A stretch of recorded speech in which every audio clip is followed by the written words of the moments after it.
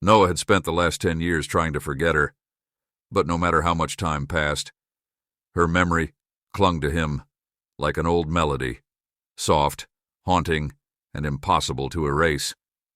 They had met in college, young and full of dreams, believing that love could conquer anything. And for a time it did. Emily was everything Noah wasn't: bold, spontaneous, and full of life.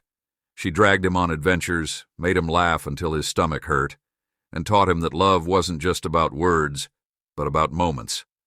Small, fleeting, and beautiful. He had planned to marry her, to grow old with her, to hold her hand until their hair turned gray.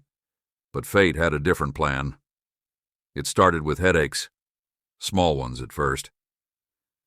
Emily brushed them off, laughing, saying it was just stress. But then came the dizziness, the fainting spells, the moments where she would forget things mid-sentence. Noah insisted she see a doctor, and when the results came back, their world shattered. Terminal brain tumor. 6 months, the doctor said. Maybe a year if they were lucky. At first, Emily pretended to be strong. She made him promise not to cry, not to treat her like she was fragile. "I don't want you to love me like I'm dying," she whispered one night, her voice trembling. "Love me like we have forever." And so Noah did. They traveled. They danced in the rain. They made love beneath the stars. He memorized every detail of her, the way her nose crinkled when she laughed, the way she hummed songs under her breath, the way she always said, "I love you," like it was the first time. But as the months passed, the illness stole pieces of her.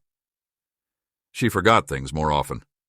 Sometimes she didn't recognize him at all. One evening, as they sat on the porch watching the sunset, she turned to him with a confused expression. "Who are you?" she asked. Noah's heart shattered, but he forced a smile. "Just someone who loves you," he said softly. In the end, she faded away in his arms.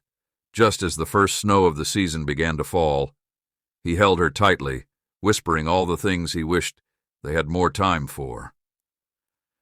"I'll love you forever," he promised. And then she was gone. Now, a decade later, Noah still sat by the cafe window on rainy evenings, tracing her name on the glass, waiting for a love that time had taken. But his heart had never let go.